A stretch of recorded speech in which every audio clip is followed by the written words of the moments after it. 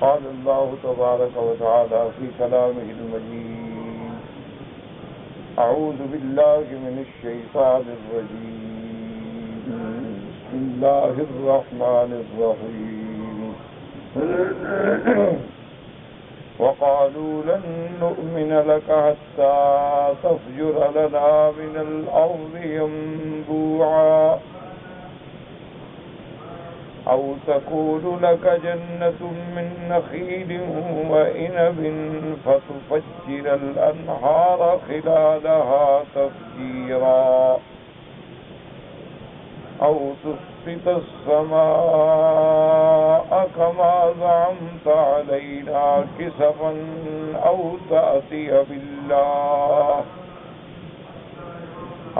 تأتي بالله والملائكة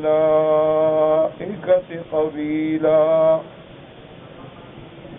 أو يكون لك بيت من زخرف أو ترقى في السماء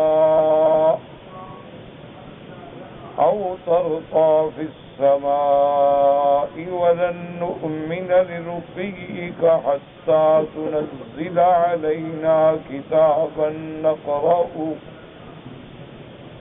قل سبحان ربي هل كنت إلا بشرا رسولا.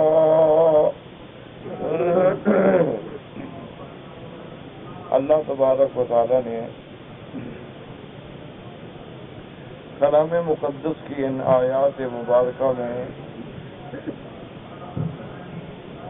کفار قریش کے بعض سوالات کا ذکر فرمایا ہے. جیسا سابقہ آیات میں آپ پڑھ چکے ہیں کہ کفار نے اور یہود نے حضور صلی اللہ علیہ وسلم سے سوالات کیے. اللہ تبارک و تعالی نے قرآن اتارا اور ان کے جوابات دیے، اور اس کے بعد پروردگار عالم نے ایک ایسی بات کا ذکر فرما دیا کہ جس کے بعد کسی اور دلیل کی اور حجت کی ضرورت ہی باقی نہیں رہی. اللہ تبارک و تعالیٰ نے ارشاد فرمایا کہ میرے محبوب، اگر یہ سوالات اس لیے پوچھ رہے ہیں کہ آپ کی نبوت کا امتحان کرنا چاہتے ہیں، یعنی تسلی کرنا چاہتے ہیں کہ آپ واقعی اللہ کے نبی ہیں، تو سب سے بڑا معجزہ، سب سے بڑی گواہی، سب سے بڑی دلیل، سب سے بڑا برہان جو ہے وہ تو اللہ کا قرآن ہے جو ہم نے آپ پہ اتارا ہے. تو جب قرآن پاک موجود ہے جو آپ کی صداقت، نبوت، رسالت کی عظیم دلیل ہے، اس کے بعد پھر کسی دلیل کی ضرورت باقی نہیں ہے. باقی یہ بات کہ قرآن پاک اللہ کا کلام ہے، اس کی کیا دلیل ہے؟ اس کی دلیل خود قرآن ہے کہ آپ ان کو چیلنج کریں کہ ساری دنیا کے انس و جن مل کے زور لگائیں، ایک دوسرے کی مدد کریں، اللہ کے قرآن کے مقابلے پہ ایک صورت لے آئیں.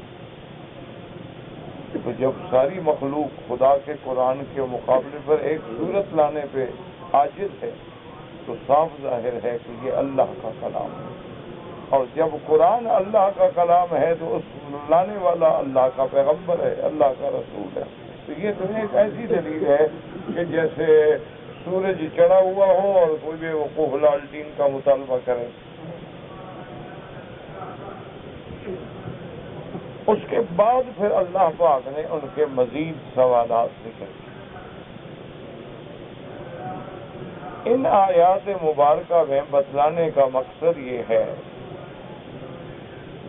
کہ کفار کے سوالات جو ہیں وہ کوئی سمجھنے کے لیے نہیں ہیں، وہ حضور صلی اللہ علیہ وسلم کی نبوت اور صداقت کی تلاش کے لیے نہیں ہیں، بلکہ ان کا تو مقصد ہی اناد ہے، ان کا تو مقصد ہی فساد ہے. تو جب کسی آدمی کا مقصد ہی فساد ٹھہرے تو تو پھر ان کا کیا علاج ہے ماں سوائے اس کے کہ وہ جہنم میں جلے گا؟ کیونکہ جب سوال ہوتا ہے بات سمجھنے کے لیے، سوال ہوتا ہے جو آدمی مسئلہ نہ جانتا ہو، ایک آدمی محض ضد میں سوال کرنا چاہتا ہے، سوال سے سوال کرتا چلا جائے گا، تو اس کا تو ماں سوائے اس کے کوئی علاج نہیں کہ جب وہ اللہ کا منکر ہے، اللہ کے رسول کا منکر ہے، قرآن کا منکر ہے، تو پھر ان کے سوالات کا کوئی جواب دینے کی ضرورت ہی نہیں۔ تو ان سوالات میں سے اللہ نے ان کے کچھ مزید سوالات ذکر کیے، اور یہ سوالات خود چیخ کر بتا رہے ہیں کہ ان کا مقصد کیا تھا۔ حضور صلی اللہ علیہ وسلم کی خدمت میں آئے، کہنے لگے کہ یا رسول اللہ، ہم آپ پر ہرگز ایمان نہیں لائیں گے مگر ہاں ایک بات ہے کہ یا تو آپ اس سرزمین حتی تفجر لنا من الارض، الارض سے مراد ہے ارض مکہ، کہ آپ اس سرزمین میں ہمارے لیے چشمے جاری کر دیں، یہاں چشمے آ جائیں، پانی آ جائے، نہریں آ جائیں، زمینیں آباد ہو جائیں، او تکون لک جنت من نخیل وعنب، اور یا پھر یہ ہے کہ آپ کے لیے یہاں کھجوروں کے، انگوروں کے باغ لگ جائیں، اور ان کے درمیان میں نہریں بہ رہی ہیں، یعنی یہ زمین جو ہے اب وادی ہے، غیر ذی زرع ہے، اس میں کوئی آبادی نہیں،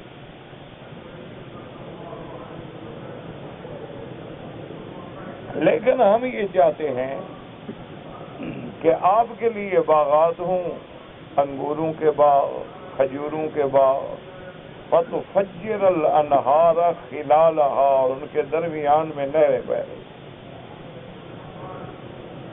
اور اگر آپ یہ ہمارے مطالبات نہیں مان سکتے ہیں تو او تسقط السماء کما زعمت علینا کسفا، کہ آپ جیسے ہمیں ڈراتے ہیں کہ ہم نہیں مانیں گے تو اللہ کا عذاب آئے گا، اللہ کا قہر ٹوٹے گا، تو آپ کوئی آسمان کا ٹکڑا ہم پہ گرا دیں۔ اگر وہ عذاب آپ کے آنے سے اور آپ کے نہ ماننے سے ہم پہ آ سکتا ہے تو ہم تو آپ کو نہیں مانتے، تو آپ آسمانوں سے کوئی او تسقط علینا کسفا، کوئی ٹکڑا آسمان کا ہم پہ گرا دیں، یا پھر ایسا کریں کہ جس اللہ کی آپ ہمیں دعوت دیتے ہیں، جس الہ کی عبادت کی طرف آپ ہمیں بلاتے ہیں، وہ خدا ہمارے سامنے آ جائے، یا آپ جو ہمیں فرماتے ہیں کہ فرشتہ جبریل جو ہے اور اللہ کے فرشتے آتے ہیں اور قرآن لاتے ہیں، تو آپ ایسا کریں وتأتی بالملائکۃ قبیلا، وہ ملائکہ ہمارے سامنے آ جائے، یا پھر آپ ایسا کریں او یکون لک بیت من زخرف، یا آپ کے لیے سونے کا محل ہو، یا ایسا کریں او ترقی فی السماء، یا ہمارے سامنے آپ آسمانوں پہ اوپر چلے جائیں،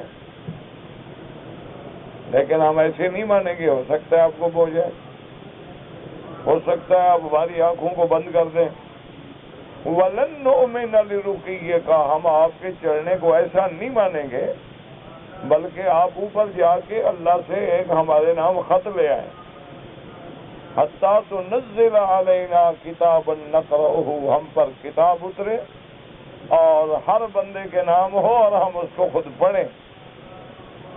اگر یہ مطالبات مان لیں تو پھر ہو سکتا ہے کہ ہم آپ کی نبوت کے بارے میں غور کریں۔ تو اب آپ خود اندازہ کر لیں کہ کیا ایسے سوال کرنے والا آدمی جو ہے وہ حقیقت کا متلاشی ہے۔ اور ایک بات ہمیشہ یاد رکھیں، علماء امت نے لکھا ہے کہ اللہ تبارک و تعالی ہر چیز پہ قدرت رکھتے ہیں، ان اللہ علی کل شیء قدیر۔ اگر اللہ تبارک و تعالی طائف میں چشمے جاری کر سکتے ہیں، طائف میں اور شفا میں اور موسم عظیم ٹھنڈا کر سکتے ہیں، طائف کے انگور، انار، گلاب کے پھول اور سبزیاں وہاں عظیم پیدا ہو سکتی ہیں، تو اس اللہ کے لیے مکے میں پیدا کرنا کو مشکل ہے۔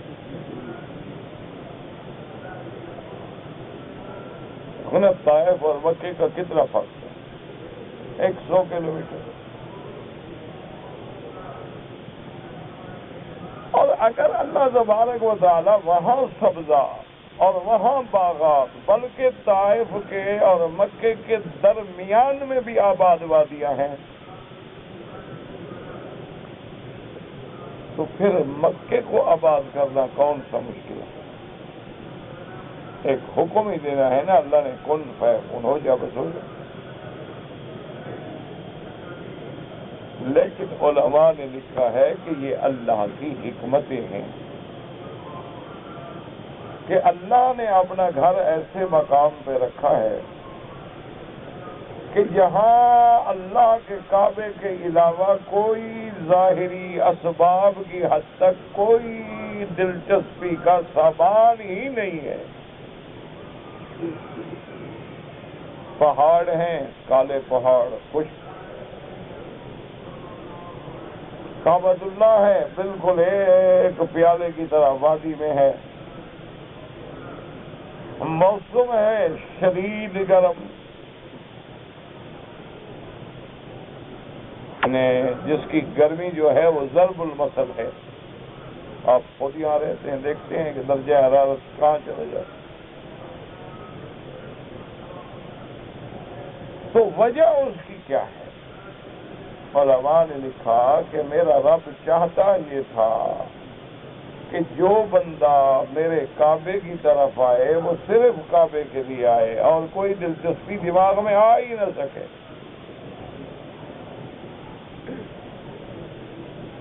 یعنی اگر یہاں کوئی سب پہاڑ ہوتے، جھیلیں ہوتی، چشمے ہوتے، باغات ہوتے، ہو سکتا ہے کسی کے دماغ میں یہ خیال آ جائے کہ چلو یار بڑے اچھے چشمے دیکھاتے ہیں، بڑا بہترین موسم ہے، سرسبز موسم ہے، بڑا وہاں کا عجیب پانی ہے، اس لیے جاتے دیکھا ایسے لوگ گرمیوں میں جاتے ہیں، پاکستان کے لوگ مری جاتے ہیں، سوات جاتے ہیں، انڈیا کے لوگ شملہ جاتے ہیں۔ اللہ باغ کی یہ حکمت تھی کہ کعبۃ اللہ کو ایسے مقام پہ رکھا کہ جو آئے صرف میرے گھر کے لیے آئے، اور کوئی اس کے دماغ میں کوئی چیز جا ہی نہیں سکتی۔ کیا دیکھنے آئے گا؟ پہاڑ دیکھنے آئے گا؟ پہاڑوں کے تو کوئی سبزہ ہے نہیں۔ ہریالی دیکھنے آئے گا؟ ہریالی تو کوئی ہے نہیں۔ موسم کا لطف اٹھانے آئے گا؟ موسم تو شدید گرم ہے۔ تو یہ اللہ کی حکمت تھی جس کو عام جاہل نہیں سمجھتا، ورنہ اللہ چاہتے تو یہاں بھی سبزہ ہو سکتا ہے، کیا مشکل۔ اسی طرح بھی عین ہی دیکھیں کہ جب میرے محبوب کو، محبوب کائنات کو، رحمت للعالمین، سید الاولین والآخرین، سیدنا محمد مصطفیٰ صلی اللہ علیہ وسلم کو ہجرت کا حکم ہوا تو کہاں؟ ایک ایسی جگہ جہاں بیماریاں ہیں، وبا ہے، ویرانی ہے، کوئی وہاں دلچسپی کا سوال ہی پیدا نہیں ہے۔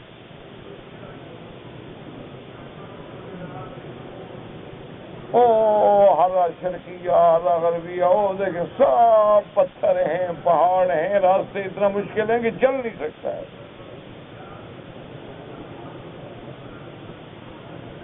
وہاں اللہ نے ہجرت کا حکم دیا کہ ہجرت جب ہو تو خالص اللہ کے۔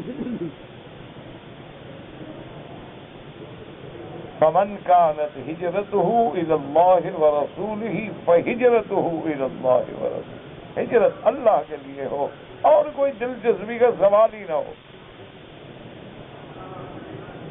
اسی لیے اللہ نے زمزم کا پانی دیکھو، حالانکہ بعض دنیا کے پانی کے چشمے دیکھو ایسے میٹھے اور ایسا ذائقہ اور ایسا خفیف اور ایسا ہاضم پانی ہوتا ہے کہ آدمی حیران ہو جائے. یعنی آپ اگر سواس، کالام، مدین اور ان علاقوں میں اگر آپ جائیں تو وہاں پانی ایسا عجیب پانی ہے ماشاءاللہ کہ آدمی کو شرم آتا ہے. کھانا کھائیں اور پانی پئیں 2 گھنٹے کے بعد پھر بھوک لگ جاتی ہے کہ آدمی اب کیا کہے جن کا مہمان ہو گیا ہمیں پھر کھانا کھلاؤ.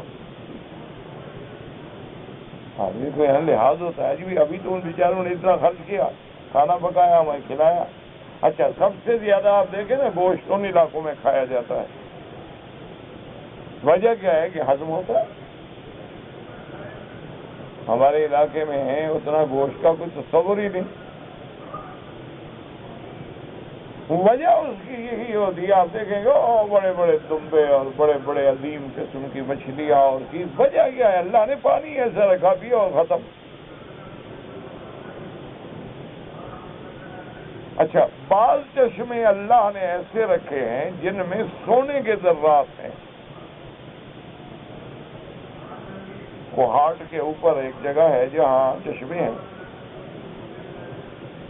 ان چشموں میں اللہ پاک نے سونے کے اثرات رکھے ہیں.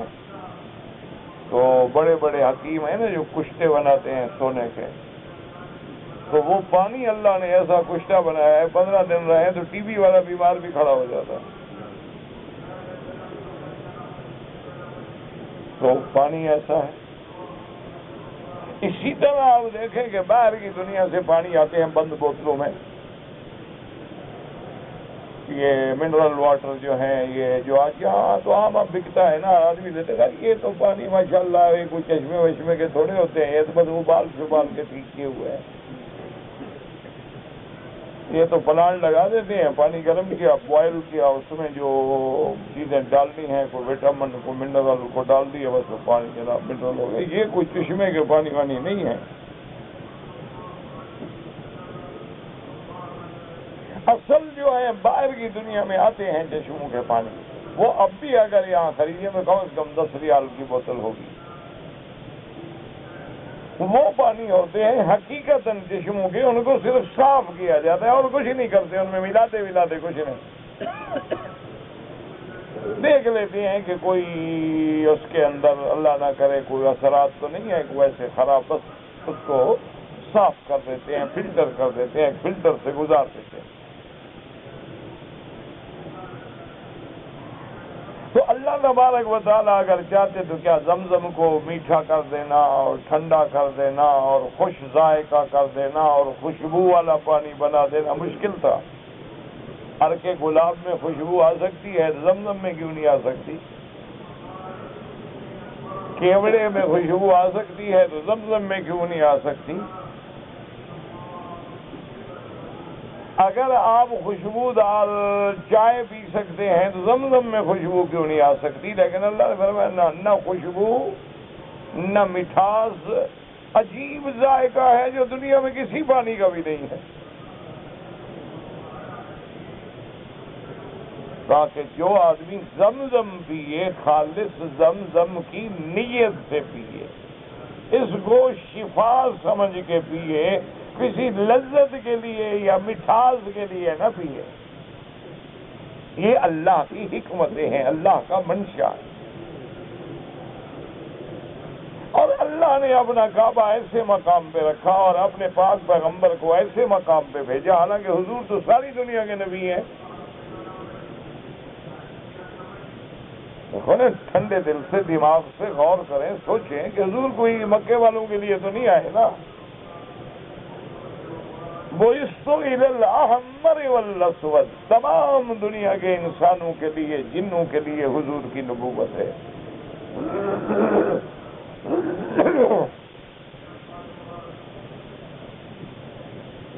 تو اللہ نے آپ کو یہاں کیوں مبعوث فرمایا؟ اچھا، اس علاقوں میں جو نعمتیں چھپی تھیں، جو خزانے چھپے تھے، جو معدنیات چھپے تھے، جو سونا، تیل، پٹرول چیزیں چھپی تھیں، وہ اتنا عرصہ ظاہر نہیں ہوئی،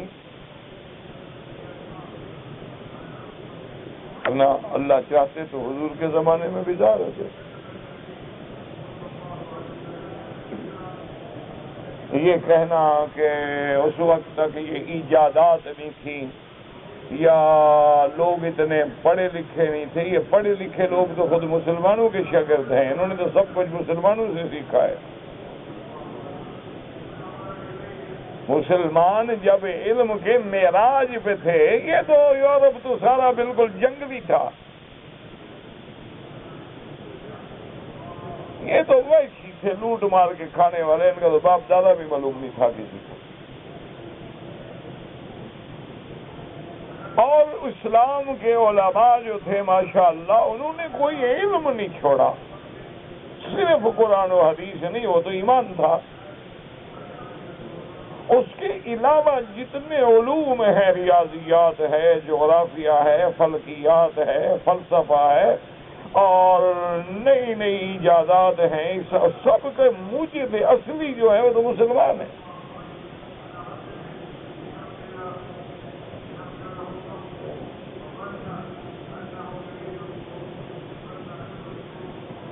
تو اس کے باوجود وجہ کیا تھی کہ اللہ نے اپنے اس خطے کو محفوظ رکھا کہ دشمن کی ادھر نظر ہی نہ پڑے، کوئی للچائی ہوئی نظروں سے دیکھ ہی نہ سکے۔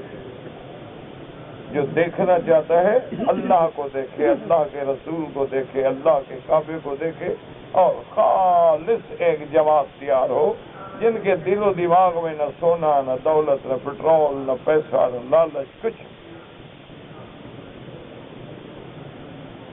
کے بارے میں اللہ نے خود فرمایا ہے، میرا محبوب خیال فرمائیے گا، آپ اپنی اس جماعت کو اپنے آپ سے کبھی دور نہ کیجیے۔ وَلَا تَطْرُدِ الَّذِينَ يَدْعُونَ رَبَّهُمْ بِالْغَدَاةِ وَالْعَشِيِّ يُرِيدُونَ وَجْهَهُ۔ میرا محبوب یہ وہ جماعت ہے جو صبح، شام، دن، رات، ہر وقت اللہ کے ذکر میں صرف اللہ کی رضا چاہتے ہیں، کچھ نہیں چاہتے۔ وَلَا تَعْدُ عَيْنَاكَ عَنْهُمْ، ان سے اپنی آنکھیں کبھی نہ پھیریں۔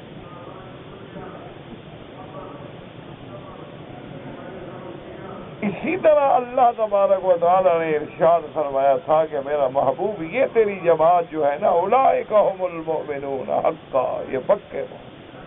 تو یہ جماعت کیا کہاں تیار ہوئی؟ مکے اور مدینے کی فضا میں، جہاں کچھ نہیں، جہاں کھانے کو نہیں ملتا، پینے کو نہیں ملتا، بھوک ہے، فقر ہے، فاقہ ہے، کھجور ہے، دودھ ہے، اس پہ گزارا ہے۔ 3 مہینے گزر جاتے ہیں اور سرکار دو عالم کے گھر میں کھانا نہیں پکتا، یعنی آپ کے پیروں کو مٹھائیاں آ سکتی ہیں، اللہ کے نبی کے لیے نہیں آ سکتی۔ یہ آپ کے جو پیر ہیں ماشاءاللہ، اللہ رحمت کرے، پتہ نہیں پیر کتنے ہیں اور نقصیر کتنے ہیں، ان کے تو گھر بھرے ہوئے ہیں ماشاءاللہ، صبح شام ہر قسم کے کھانے اور ہر قسم کے مٹھائیاں، لوازمات۔ اللہ کے نبی کے لیے مشکل تھا۔ وجہ کیا تھی کہ اللہ وہ جماعت پیدا کرنا چاہتے تھے جسے پورے عالم کو دین پہنچانا ہے۔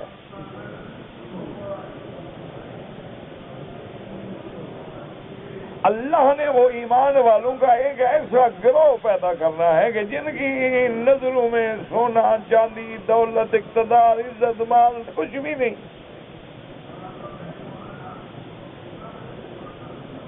جو بادشاہوں کے دربار میں جاتے ہیں تو اس انداز میں جاتے ہیں کہ بوریوں کے کپڑے پہنے ہوئے ہیں اور رسیوں کے ازار بند ہیں، تلواروں پہ چیتڑے لپیٹے ہوئے ہیں، رکھنے کا ان کے لیے کوئی ان کے پاس کیس بھی نہیں ہے، باقی نہیں، کمزور سی اونٹنیاں ہیں جو بیچاری فاقے سے ہیں، جن کو کبھی پیٹ بھر کے گھاس ہی نہیں ملا، کھجور کی گٹھلیاں کھا کھا کے زندہ ہیں، لیکن ان کے ایمان کا یہ عالم ہے کہ بادشاہ کے دربار میں جاتے ہیں تو سیدھے کھڑے ہو جاتے ہیں، السلام علی من اتبع الہدی، نے کہا یہ کیا گستاخی کر رہے ہو؟ دربار بادشاہ کا تمہیں پروٹوکول نہیں آتا، آداب نہیں آتے؟ یہاں تو پہلے جھکنا ہوتا ہے، سجدہ کر کے پھر آدمی ہاتھ باندھ کے بادشاہ کے سامنے کھڑا ہوتا ہے۔ انہوں نے کہا ہمیں ہمارے بادشاہ نے یہ نہیں سکھایا، اس نے ہمیں یہی سکھایا ہے کہ السلام علیکم، اور کافر ہے السلام علیکم من اتبع الہدی۔ یہ جھکنا وکنا ہم نہیں جانتے، ہم ایک دروازے کے جھکنے والے ہیں، بس ختم۔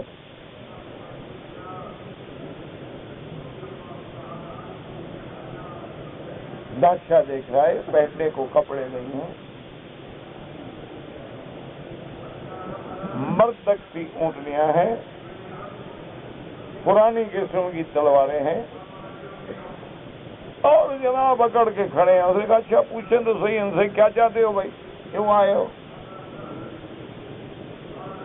انہوں نے کہا جناب ہم پیغام لائے ہیں، ہم قاصد ہیں،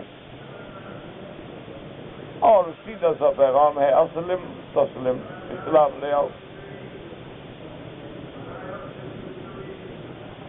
انہوں نے کہا اچھا اگر ہم اسلام نہ لائیں تو پھر کیا کرو؟ انہوں نے کہا پھر ایسا کرو کہ اسلام نہیں لاتے ہو تو جزیہ دو، ہمارے باگزار بن جاؤ، ہمیں باقاعدہ سالانہ ٹیکس ادا کرو، ہم تمہاری حفاظت کریں گے۔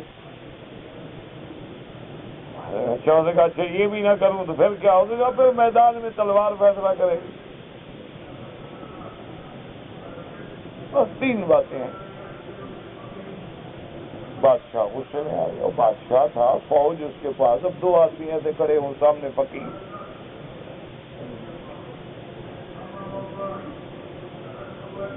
فقیروں پہ کس کی نظر پڑتی ہے؟ وہ جو اطلس و کم خواب کے لباس میں اور شاہی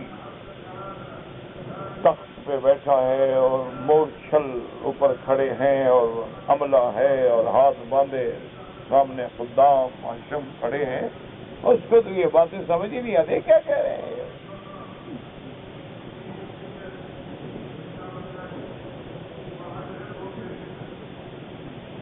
یہی وجہ ہے نا، آپ دیکھ رہے ہیں نا کہ کفار جو ہیں روز بروز زیادہ چڑھتے ہیں، وہ کہتے ہیں ہمارے پاس اتنی طاقت ہے، اتنی قوت ہے، اتنی جدید ٹیکنالوجی ہے، کیا ہے یار یہ مسلمان ہیں کیا؟ ان کو تو ہم پیس کے رکھ دیں گے، پتہ لگتا ہے کہ تمہارے گھر میں 18,000 اور مسلمان ہو گئے۔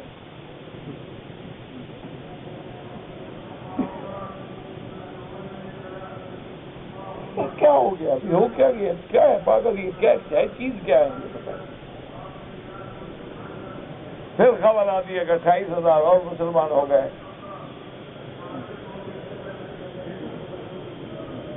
عجیب قوم ہے، پاگل ہو گئے۔ یہی بے آئینی ہی وہ کیفیت تھی اس بادشاہ کے سامنے، وہ دیکھ رہا ہے، اس نے آخر حکم دیا، مانا یہ تھا کہ ان کے منہ میں مٹی مارو اور جا کے یہ اپنے جس نے بھیجا ہے اس کو بتائیں کہ ہماری طرف سے یہی جواب ہے۔ تو بادشاہ آتا ہے نا طریقہ یہ تو نہیں کہ مٹی اٹھا کے مار، انہوں نے کہا مٹی کا ٹوکرا لے آؤ، ان کے سر پہ رکھو اور بھاگ جاؤ، جاؤ اپنے جس نے بھیجا ہے اس کے منہ پہ جا کر مار دو۔ ٹوکرا لے آئے مٹی کا، کہا یہ کیا ہے؟ انہوں نے کہا جی یہ لے جاؤ اور جس نے تمہیں بھیجا ہے نا ہمارے پاس ان کو جا کے دے دو، یہی ہمارا جواب ہے، یعنی تمہارے منہ میں مٹی۔ ان نے ٹوکرا لیا، سر پہ رکھا اور کہا الحمدللہ، اور خوش ہو کے مسکرا رہے ہیں۔ اچھا نے کہا پاگل تو نہیں ہوگا، ہم ان کی توہین کر رہے ہیں، بے عزتی کر رہے ہیں اور یہ ہنس رہے ہیں۔ انہوں نے کہا جب پوچھو تو صحیح ان سے بے وقوف ہنستے کیوں ہو؟ انہوں نے کہا کیوں ہنس رہے ہو؟ انہوں نے کہا بادشاہ سلامت، حکومت زمین پہ کی جاتی ہے، تم نے اپنے ملک کی مٹی ہمیں اپنے ہاتھوں سے دی ہے، بہت جلدی ہم آ رہے ہیں انشاءاللہ، فکر نہ کرو، ہم آئے۔ اور پھر یہی چشم فلک نے دیکھا کہ ابھی وہ تیاری میں سوچ میں تھا کہ یہ کیا کر سکتے ہیں، اور مسلمان دریا عبور کر کے دوسرے دن حملہ کیا، فتح کر۔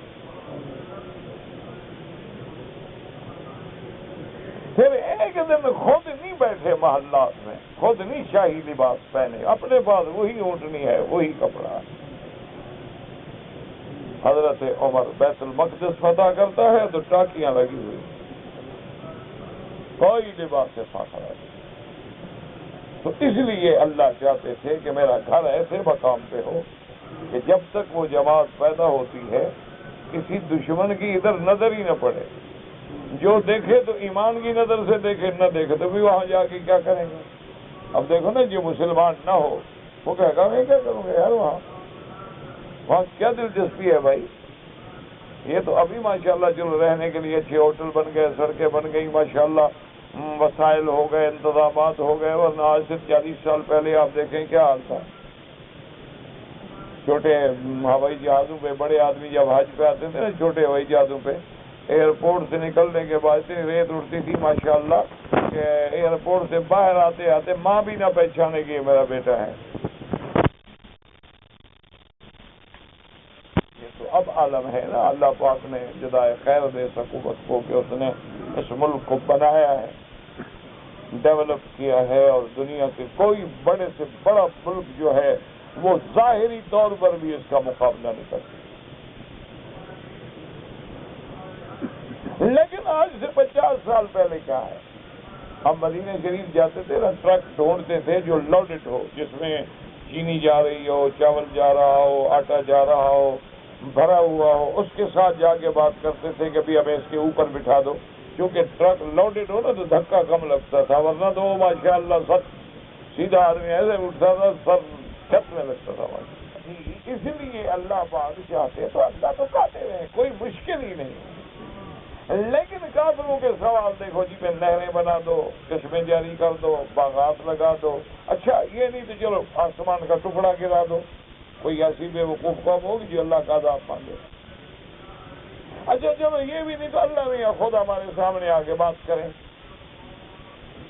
ملائکہ ہمارے سامنے آگے کھڑے ہوں، جی میں جبریل علیہ السلام، السلام علیکم، کیا جناب خیریت ہے، نبی پاک کو مان لو۔ اچھا چلو یہ بھی نہیں ہے تو آپ ایسا کریں کہ ہمارے سامنے آسمانوں میں جائیں، جانے کے بعد یہ نہیں کہ پھر ہم مان لیں گے، آپ کہہ دیں میں گیا تھا، آپ تو معراج میں بھی گئے تھے نا، نہیں، ہمارے پاس باقاعدہ اللہ میاں خط لکھے، اور ہر بندے کے نام خط ہو کہ فلان ابن فلان میں تمہیں لکھ رہا ہوں کہ تم میرے نبی کو نبی مان لو۔ جب ہم اٹھیں تو وہ خط سرانے رکھے ہوں، ہم پڑھیں گے، پھر غور کریں گے۔ تو ان سوالات کو دیکھ کے خود اندازہ کر لیں کہ کیا یہ سوال ہدایت کا متلاشی، جو بندہ ہدایت چاہتا ہو، جو بندہ اللہ کا راستہ ڈھونڈنے والا ہو، ایسے سوال کرتا ہے۔ اللہ پاک نے دیکھیں کیسا جواب دیا، اللہ اکبر۔ فرمایا قل سبحان ربی هل كنت الا بشرا رسولا۔ اللہ نے فرمایا میرا بدنی ان کو ایک جواب دے دو کہ بدبخت ہو، یہ مجھ سے مانگتے ہو، میں تو ایک انسان ہوں، میں تو ایک بشر ہوں، ہاں اللہ کا بھیجا ہوا ہوں، اللہ کا پیغمبر ہوں، پیغام لانے والا ہوں، اللہ نے مجھے رسول بنا کے بھیجا ہے، باقی میں انسان ہوں، نہ میرے بس میں چشمے جاری کرنا ہے، نہ میرے بس میں نہریں جاری کرنا ہے، نہ میرے بس میں باغات لگانا ہے۔ اگر اللہ چاہیں تو معجزہ عطا فرما دیں، اللہ نہ چاہیں تو نہ عطا فرمائیں، میرے پاس تو کچھ نہیں، میں تو ایک انسان ہوں۔ اللہ کے پیغمبر نے جواب دیا اللہ کے حکم سے کہ میں ایک بشر ہوں، انسان ہوں، ہاں اللہ نے مجھے نوازا ہے کہ اپنا وحی دے کے رسول بنایا ہے۔ تو اللہ کے پیغمبر کا کام ہوتا ہے اللہ کا پیغام پہنچانا، اللہ کی توحید کی دعوت دینا۔ اللہ کے پیغمبر کے یہ ذمہ نہیں ہوتا کہ تمہیں معجزات دکھلائے، اللہ کے پیغمبر کے ذمہ یہ نہیں ہوتا کہ جو تم مانگتے جاؤ وہ تمہیں دکھلاتا جائے، یہ سب اللہ کے ہاتھ میں ہے۔ اللہ تبارک و تعالی اگر چاہیں، اور حقیقت یہ ہے کہ اللہ نے جو حضور کو معجزے دیے ہیں ایمان سے کہیں کہ زمین میں نہریں جاری ہو جانا تو کوئی بڑی بات نہیں ہے نا، زمین میں تو نہریں ہوتی ہیں۔ اب بھی آپ دیکھتے نہیں ہیں، ایک ڈیم بنتا ہے اور ڈیم کے بعد جناب کئی نہریں جاری ہو جاتی ہیں، تو یہ تو انسان بھی بنا لیتے ہیں۔ کمال تو یہ ہے کہ میرے مدنی نے اپنا ہاتھ مبارک پیالے میں رکھا، صحابہ کہتے ہیں اتنا پانی تھا کہ جس میں حضور کا ہاتھ ڈوب گیا، اور اس کے بعد حضور نے فرمایا جس نے پانی پینا ہے پی بھی لو، وضو ہی کر لو، 1500 بندہ ایک پیالے سے پانی پی رہا ہے۔ صحابہ کہتی ہیں خدا کی قسم میں ایسے معلوم ہوتا تھا جیسے حضور کی انگلیوں سے نہریں چشمے جاری ہو رہے ہیں۔ تو کمال تو معجزے کا یہ ہے کہ حضور کی انگلیوں سے چشمے جاری ہو جائیں۔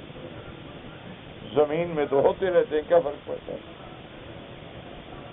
اللہ تبارک و تعالیٰ نے حضور صلی اللہ علیہ وسلم کو جو انہوں نے معجزات مانگے، ایمان سے کہہ نہیں دیا کہ آپ آسمانوں پہ جائیں، حضور پاک صرف آسمان پہ نہیں، 7 آسمانوں پہ سدرۃ المنتہا اللہ نے معراج بھی کرا دیا۔ باقی یہ کہنا کہ کتاب اترے، اللہ نے قرآن جیسی کتاب بھی اتاری، شہر رمضان الذی انزل، اللہ نے رمضان کے مہینے میں قرآن اتارا۔ تو معجزات تو اللہ نے سارے دیے ہیں میرے محبوب کو، لیکن اگر کوئی دوستی اور محبت کی آنکھ سے دیکھنا چاہے نا، اگر دشمنی کی آنکھ سے دیکھنا چاہو تو پھر کیا ہوتا ہے؟ اور جی باغ لگ جائیں، آپ نے دیکھا نہیں حضور کے باغ کا معجزہ کہ جب حضرت سلمان رضی اللہ تعالی عنہ نے اپنے کافر سے جن کے پاس تھے اس سے کہا کہ بدلے مکاتبت لے لو، مجھے آزاد کر دو، اس نے کہا ہاں ایک شرط ہے۔ انہوں نے کہا کیا شرط؟ اور انہوں نے کہا ایک دو کھجوروں کا مجھے باغ لگا کے دو،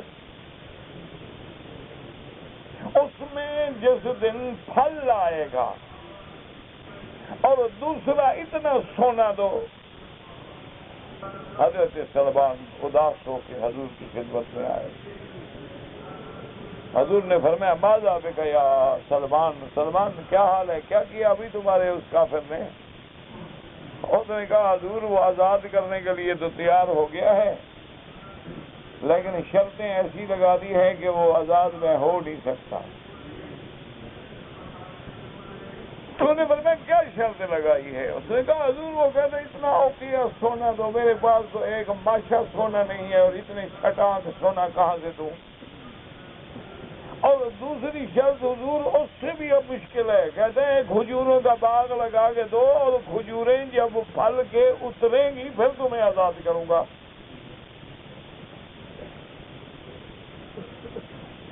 حضور نے فرمایا سلمان پھر گھبرانے کی کیا بات، مت گھبرا، یہ سب کچھ ہو سکتا ہے، کیا صبح کیسے ہو سکتا ہے؟ ہو جائے گا۔ تھوڑی دیر گزری، کسی نے حضور کی خدمت میں چھوٹا سا ایک ڈلہ سونے کا پیش کیا۔ حضور نے فرمایا یا سلمان تمہارے سونے کا انتظام تو ہو گیا، یہ لے جاؤ۔ اس نے کہا تو یہ تو تھوڑا ہے، میں تم لے جاؤ بس، باقی بات ہے۔ حضور نے فرمایا صحابہ سے کہ تمام صحابہ فیصلہ کرو، انصار مدینہ فیصلہ کرو، میرے سلمان کی آزادی کا مسئلہ ہے، تم کتنے کھجوریں دو گے، تم کتنے دو گے، تم کتنے دو گے؟ کسی نے 5، کسی نے 10، کسی نے 2، کسی نے 4 باغ کی کھجوریں مل گئی۔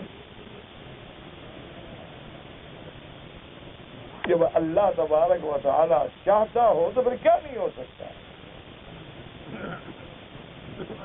آدمی سوچتا ہے نا کیسے ہوگا، یعنی میں اللہ کے گھر میں بیٹھا ہوں، میں جو والد صاحب رحمت اللہ علیہ نے مسجد بنائی تھی نا اپنے گاؤں میں، مدرسہ مسجد، پرانا ہو گیا، پوسیدہ ہو گیا، 100 سال گزر گیا، بالکل گرنے کے، کچھ تو گر گیا، کچھ گرنے کے قریب آ گیا، کچھ 73 میں جو فلڈ آیا اس نے مزید تباہ کر دیا۔ تو میں جب وہاں گیا تو دیکھا تو بڑا دل دکھا کہ بھائی یہ وہ جگہ ہے جہاں میرے والد نے نصف صدی تک قرآن و حدیث کا درس دیا ہے، اور جہاں 300 طلباء ہوتے تھے، اس دور میں جہاں روٹی بھی نہیں ملتی تھی، دیہات میں کہاں سے روٹی آتی تھی؟ وہ مانگے تانگے کی روٹیاں، دال ساگ روٹی ٹکڑے۔ مجھے یاد ہے گڑ کی چائے بناتے تھے والد صاحب رحمۃ اللہ علیہ، چینی تو دیکھی نہیں تھی، بڑا دیکھا ہوتا تھا اس میں جناب پتہ نہیں کیا کیا ہوتا تھا، عجیب وہ چائے تھی، پتہ نہیں کوئی رسالہ تھا کیا تھا خدا جانے۔ وہ گڑ بھی کالا سیاہ، دیکھنے سے بھی آدمی کو طبیعت ٹھیک ہو جائے، صاف ہو جائے، اور مٹی کے پیالے جناب وہ بھر بھر کے طلباء کو خود پلاتے تھے اپنے ہاتھ سے، لیکن اس وقت وہ مزہ دیتے تھے۔ اور افطار جو ہے وہ کیا ہوتا تھا؟ لسی، ایک مٹکا لسی کا لیا، بس پانی ڈال رہے ہیں اور پلا رہے ہیں۔ وہ ہمارے بلوچیوں میں ایک مثال ہے کہ جھگڑا اور لسی جتنا بڑھاؤ بڑھ سکتی ہے، کہ جھگڑا بھی اتنا بڑا نا، اس میں کون سا مشکل ہے؟ ایک آدمی کو دھپا مار دو، شام پھر جھگڑا، دوسرے دن کسی اور کو تھپڑ مار دو، پھر جھگڑا۔ جھگڑا کا کیا بڑھانا ہی ہے نا۔ لسی میں بھی جتنا پانی ڈالتے جاؤ بڑھتی جائے گی۔ تو اس محنت سے والد رحمت اللہ علیہ نے وہاں درس قرآن و حدیث دیا، اور سارا علاقہ مشرک تھا، اللہ معاف کرے، اللہ معاف کرے۔ یہاں آ کر تو سارے موحد بن گئے ہیں نا روٹی کھانے کے لیے، جو طویل لکھتے تھے نا یہاں بڑے موحد ہیں، بڑے باپ دادا یہی کام کرتے تھے، یہ آ کے کہتے ہیں سب کافر ہیں، سب سے پہلے اپنے باپ دادے کافر تھے۔ اتنا شرک تھا، اللہ معاف کرے، اللہ معاف کرے، اللہ معاف کرے۔ اس علاقے میں بیٹھ کے توحید کا کام کیا، کہہ دینا تو آسان ہے۔ تو خیر بہرحال وہ مسجد کا حال دیکھ کے مجھے بڑا دکھ ہوا، تو میں نے اپنے دوستوں کو ساتھیوں کو جمع کیا، میں نے کہا یار یہ اللہ کا گھر ہے، یہ حال ہو گیا ہے تو مسجد نہیں بناتے۔ وہ جناب لوگ کہیں کہ جناب کون بنائے گا، مکی صاحب تو ہیں، جوگیوں والا پھیرا ہے، تو کبھی ایک دن کے لیے آتے ہیں، ایک دن رہتے ہیں، دوسرے دن غائب، کون مسجد میں بنائے گا؟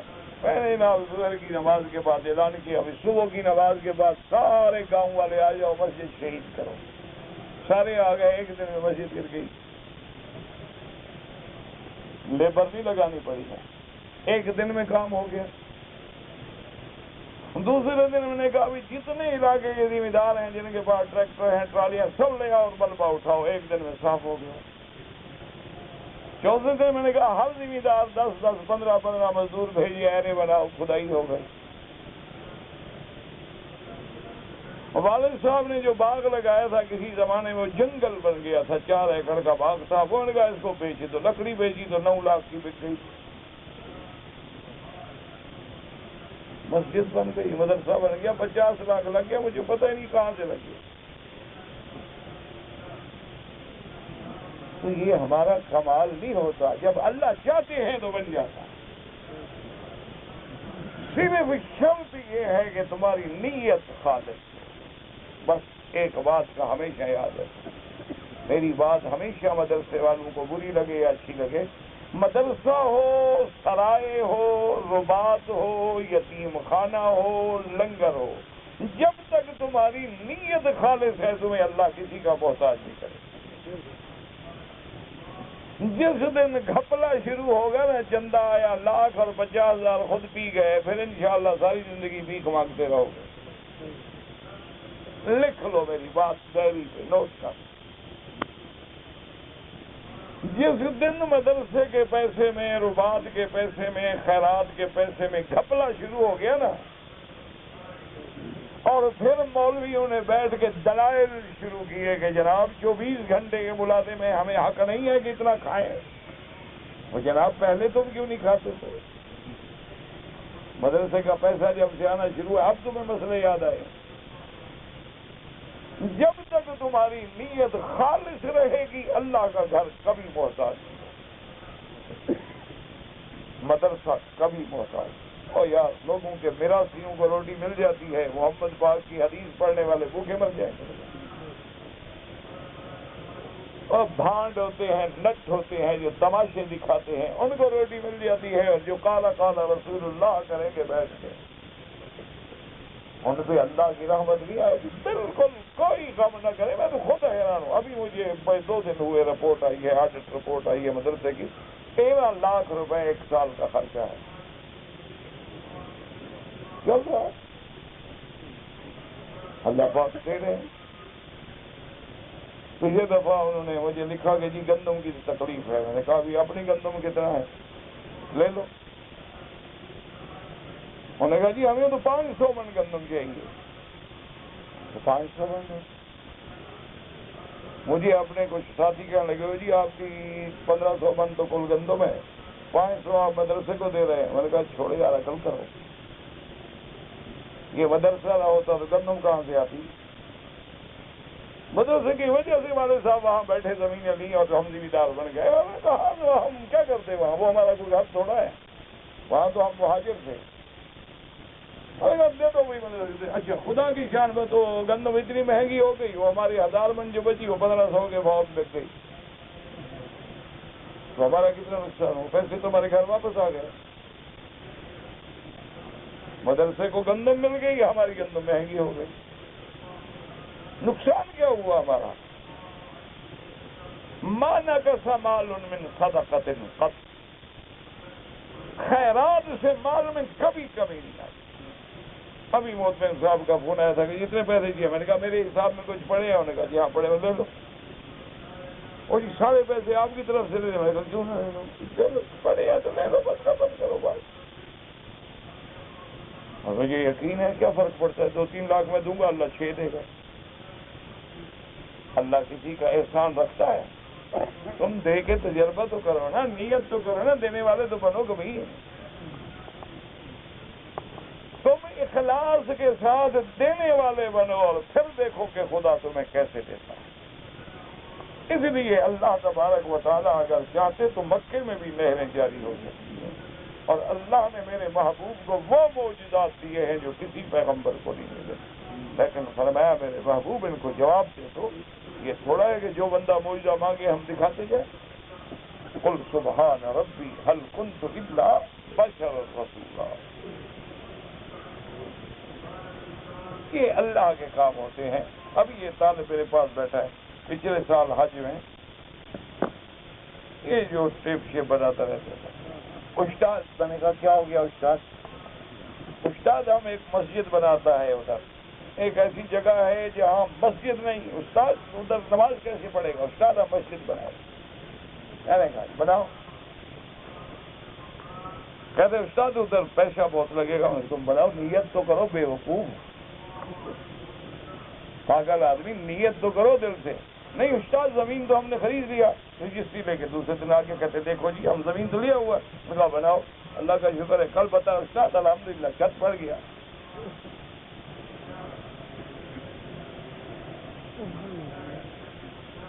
اللہ پاک نے یوں ہی بیٹھے بات کر رہا تھا، میرا ایک دوست بیٹھا تھا، اس نے کہا بڑا مسجد 5 لاکھ ہوتے ایک آدمی نے دے دی، اللہ نیت اس کی ٹھیک ہوگی مسجد اور ترقی کرے گی، جس دن نیت خراب ہو جائے گی خود خراب ہوگا، ہمیں کیا بگڑے گا، ہمارا کیا بگڑ جائے گا۔ تم اللہ کے کام میں نیت کرو خالص کہ مولا تیرا گھر بنانا ہے، مسجد بنانی ہے، مدرسہ بنانا ہے، اور یہاں ہم نے وضو خانہ بنانا ہے، یہاں ہم نے پانی غریب ہیں، پانی نہیں ہے، نل لگا، دیکھو خدا خود ذریعے بنائے، صرف تم نام لکھواؤ بس، باقی کام ہوتے جائیں گے۔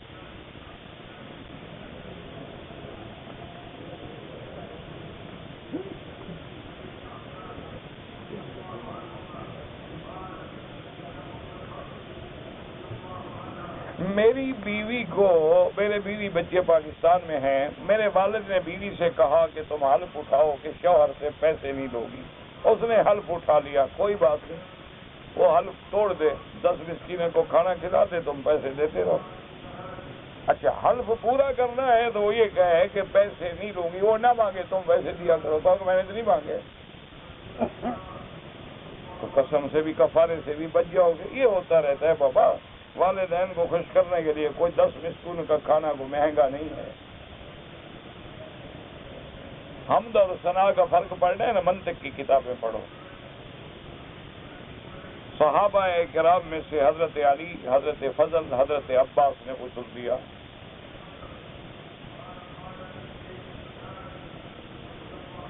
پتہ نہیں، مجھے نہیں سمجھ نہیں آیا کہ نوح علیہ السلام کی بد دعا ہے۔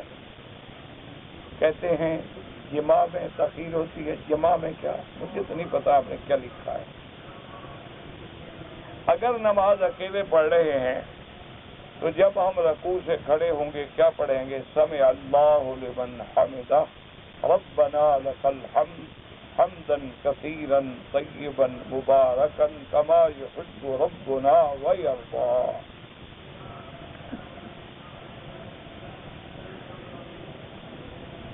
ایک آدمی نے آج سے 4 سال پہلے حج کیا تھا، اس نے آج تک طواف زیارت نہیں کیا، تمہیں کیسے پتا ہے؟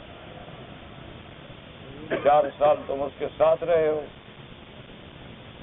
اچھا، مکے میں رہتے ہوئے کوئی طواف تو کیا ہوگا نا کبھی؟ جو کیا ہوگا وہ طواف زیارت خود بخود ہو جائے گا، لیکن ایک دم ادا کرے کہ وقت پہ ادا نہیں کیا، اور استغفار کرے، توبہ کرے، باقی کوئی بات نہیں۔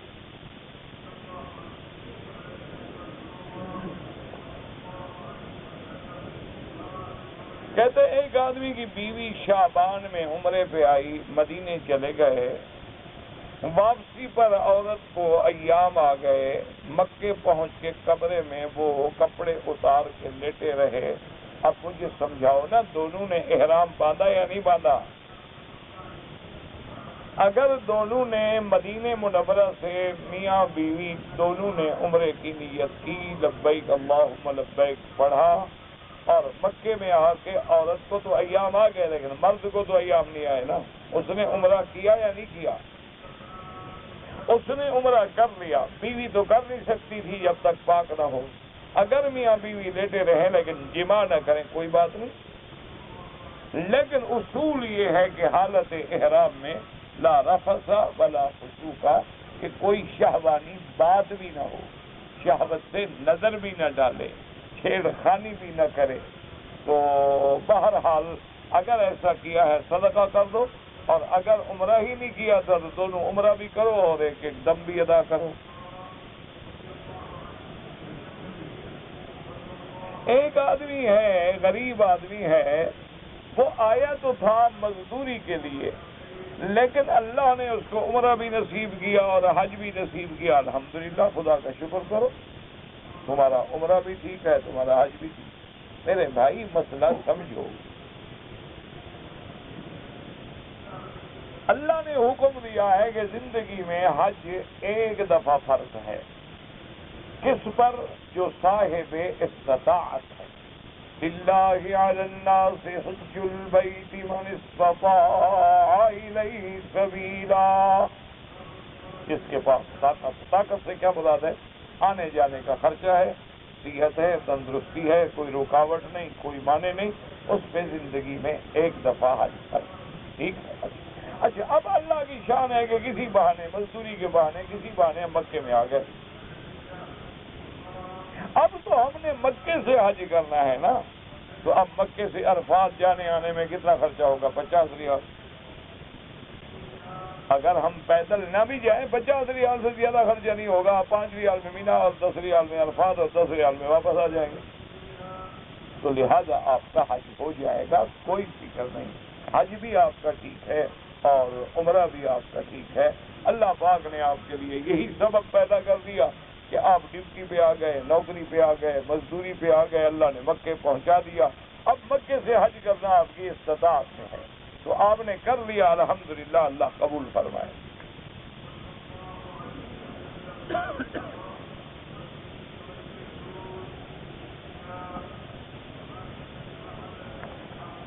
اگر ایک عورت نے حج کر لیا، 17 ذی الحجہ کو طبیعت خراب ہوئی، بڑا آپریشن کرنا پڑا، لڑکی پیدا ہوئی اور 1.25 مہینے تک ہم بیماری میں رہے اور مدینہ منورہ نہیں جا سکے، اور جب ہماری طبیعت ٹھیک ہوئی تو ہمیں کہا گیا کہ اب تمام حجاج چلے گئے، اب آپ مدینہ نہیں جا سکتے، کوئی بات نہیں، آپ کے حج میں کوئی نقص نہیں۔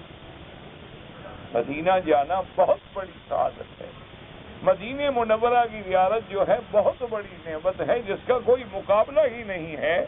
لیکن اگر کوئی آدمی مدینہ منورہ کا سفر نہیں کر سکا تو اس کے حج میں کوئی نقص نہیں کہ مدینہ منورہ کا زیارت کرنا حج میں شامل ہو، مناسک حج کا حصہ ہو، یہ نہیں ہے۔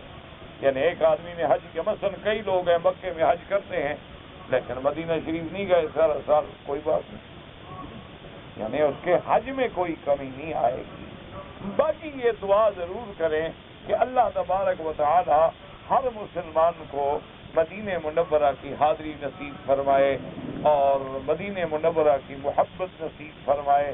اصل بات تو میرا بھائی یہ ہوتی ہے کہ والد صاحب رحمۃ اللہ علیہ سناتے ہیں کہ ہم جس دور میں حج میں آئے تھے اس دور میں یہ عالم تھا کہ مدینہ منورہ جانا جو ہے بڑا مشکل ہوتا تھا، اور 2 مہینے میں قافلے پہنچتے تھے اور قافلے لوٹ لیے جاتے تھے۔ تو میرے ساتھ کچھ جو لوگ آئے ہوئے تھے علاقے کے ذمہ دار، وہ تھے بھی بالکل غالی بریلوی اور بدعتی قسم کے پیر پرست اور بڑے عاشق بنتے تھے، لیکن جب آگے حالات سنے کہ جناب لوگ مارے جاتے ہیں اور 2 مہینے لگتے ہیں، راستے میں بندہ پڑا رہتا ہے، تو روز مجھ سے پوچھے مولوی صاحب اگر مدینے نہ جائیں حج تو خراب نہیں ہوگا۔ اب عشق تو جواب دے گیا نا جی، عشق تو ہوتا ہے نا صرف حلوہ شلوہ کھانے تک یا جھنڈیاں لگانے تک، وہ عشق تو ہمارا چوری والا عشق ہے نا، خون دینے والا عشق تو ہے نہیں۔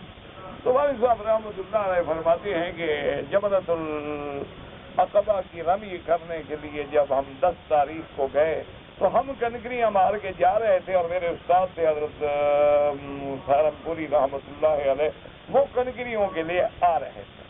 تو میں نے ان سے کہا، میں نے کہا بھائی دیکھو مجھے بھی تم وہابی کہتے ہو، میرا استاد تو پھر بڑا وہابی ہوا نا، میرے استاد آ رہے ہیں ان سے مسئلہ پوچھتے ہیں۔ تو والد صاحب کہتے ہیں میں جا کے ملا، حضرت کھڑے ہو گئے، میں نے پوچھا حضرت حالات ایسے ہیں اگر کوئی آدمی مدینہ منورہ نہ جائے تو اس کا حج ہو جائے گا اور حج میں تو کوئی نقص نہیں ہے؟ تو فرمایا کہ بھائی خیر محمد، جو پوچھا کرتے ہیں وہ جایا نہیں کرتے اور جو جایا کرتے ہیں وہ پوچھا نہیں کرتے۔ السلام علیکم۔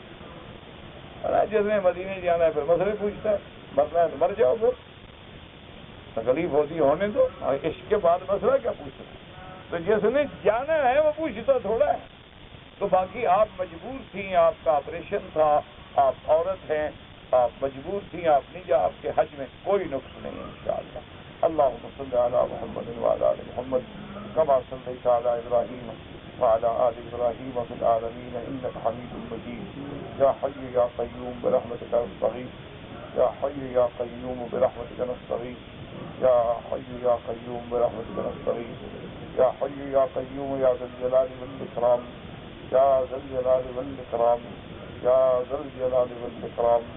اللهم انا نعوذ بك عن زوال نعمتك وتحول عافيتك وفجاءة نقمتك وجميع سخطك۔ اللهم انا نعوذ بك عن جهد البلاء وترك الشقاء وسوء القضاء وشماتة الأعداء۔ اللهم وفقنا لما تحب وترضى۔ اللهم احسن عاقبتنا في الأمور كلها وأجرنا من خزي الدنيا وعذاب الآخرة۔ اللهم احسن عاقبتنا في الأمور كلها وأجرنا من خزي الدنيا وعذاب الآخرة۔ اللهم انصر الإسلام والمسلمين، اللهم انصر المجاهدين في كل مكان، اللهم اهلك أعداءك أعداء الدين، اللهم انزل عليهم بأسك الذي لا يرد عن القوم المجرمين، اللهم احفظ سائر بلاد المسلمين وهذا البلد الأمين واجعلها آمنا مطمئنا رخاء رخاء إلى يوم الدين برحمتك یا ارحم الراحمین۔ یا اللہ بیماروں کو شفا عطا فرما، بیماروں کو شفا عطا فرما۔ یا اللہ ہماری ظاہری باطنی روحانی نفسانی سب بیماریاں دور فرما۔ یا اللہ بیماروں کو شفا عطا فرما۔ یا اللہ بے حیاؤں کو حیا عطا فرما۔ یا اللہ بے دینوں کو دین عطا فرما۔ یا اللہ بے اولادوں کو اولاد عطا فرما، جن کی اولاد ہے ان کو صالح بنا، یا اللہ ہماری اولادوں کو، نسلوں کو اور نسلوں کی نسلوں کو دین والا بنا، یا اللہ بری صحبتوں سے بچا، برے اعمال و اقوال و افعال سے بچا، صراط مستقیم نصیب فرما، یا اللہ بغیر مانگے اپنی نعمتیں عطا فرما، یا اللہ پورے عالم میں دین کی ہوائیں چلا دے، یا اللہ پورے عالم میں دین کی فضائیں پیدا فرما، یا اللہ حضور کی امت کے ہر بندے کو دین کا سپاہی بنا، دین کا داعی بنا، دین کا مبلغ بنا، تبلیغ کرنے والا بنا، دین کے لیے چلنے والا بنا، دین کے لیے وقت لگانے والا بنا، دین کے لیے نکلنے والا بنا، یا الہ العالمین، یا ارحم الراحمین، یا اللہ تمام مسجدیں، مدرسے، معاہد سب کی حفاظت فرما، یا اللہ جن کی ضروریات ہیں اپنے خزانے غیب سے پوری فرما، ربنا تقبل منا انک انت السمیع العلیم وتب علینا انک انت التواب الرحیم، وصلی اللہ تعالی علی خیر خلقہ سیدنا محمد وعلی آلہ واصحابہ اجمعین۔